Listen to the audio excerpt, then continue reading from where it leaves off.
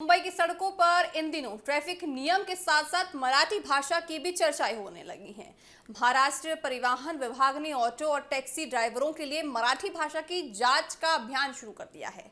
इस अभियान के तहत अब तक आपको बताएं कि पूरे राज्य भर में 5,000 माफ कीजिएगा 211 ड्राइवरों की जांच की जा चुकी है। आप सोचिए कि आपकी जांच सिर्फ इसलिए की जा रही है कि आपको एक भाषा आती है या नहीं आती है। अगर आपको ये भाषा आती है तो तभी आप यहाँ काम कर सकते हैं। इनमें अकेले मुंबई के 3,942 ड्राइवर शामिल है। जांच के दौरान 777 ड्राइवर ऐसे मिले हैं जिन्हें रोजमर्रा की बातचीत के जरिए जरूरी मराठी भाषा का पर्याप्त ज्ञान नहीं था। इन सभी ड्राइवरों को नोटिस जारी कर दिया है। फिलहाल उन्हें मराठी सीखने के लिए 1 महीने का समय भी दिया है, यानी अभी ड्राइवरों को सुधार का मौका दिया गया है। लेकिन अगर आगे की जांच में भी नियमों का पालन नहीं किया गया तो उनके खिलाफ कार्रवाई हो सकती है। परिवहन विभाग के अधिकारी सड़कों और ऑटो स्टैंड पर ड्राइवरों से रोजमर्रा की बातचीत से जुड़े सवाल पूछ रहे हैं। इसका मकसद ये पता लगाना है कि ड्राइवर आम बातचीत के लिए मराठी समझ और बोल सकते हैं या नहीं। अधिकारियों की ओर से ड्राइवरों को मराठी सीखने के लिए समय दिया गया है। यह अभियान 20 अगस्त 2026 से शुरू किया गया है, यानी पूरे महाराष्ट्र में 30 सितंबर 2026 तक चलाया जाएगा। ऐसे आने वाले दिनों में बड़ी संख्या में ऑटो और टैक्सी ड्राइवरों की जांच हो सकती है। दरअसल 15 अगस्त के बाद ऑटो रिक्शा और टैक्सी ड्राइवरों के लिए आपको बताएं कि मराठी का ज्ञान जरूरी यहाँ पे महाराष्ट्र में बता दिया गया है। इसके बाद परिवहन विभाग ने जांच अभियान शुरू किया और महाराष्ट्र के परिवहन मंत्री प्रताप ने भी कहा है कि ड्राइवरों को मराठी सीखने के लिए पर्याप्त समय चाहिए।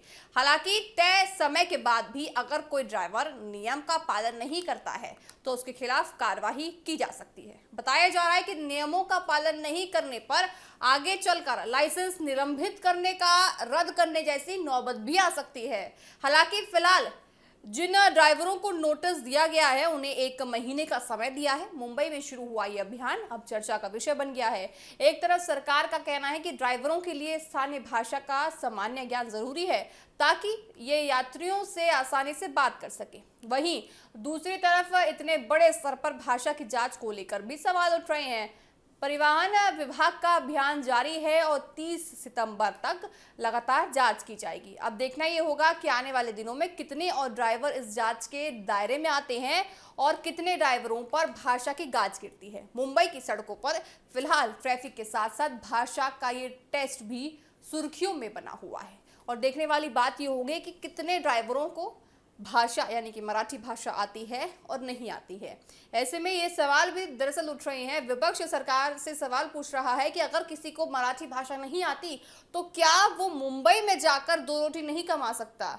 तो क्या वो महाराष्ट्र में जाकर 2 रोटी कमाने के लायक नहीं है अगर उसको महाराष्ट्र की भाषा नहीं आती है, यानी कि मराठी उसको नहीं आती है तो क्या उसके सारे अधिकार छिन जाते हैं? सवाल यह है कि अगर इसी तरह से अभियान चलाया जा रहा है और अगर कोई व्यक्ति भाषा को नहीं ले पाता, यानी कि उसका ज्ञान नहीं अर्जित कर पाता, उसको मराठी नहीं आ पाती, तो क्या कोई व्यक्ति महाराष्ट्र में जाकर काम ही नहीं कर सकता?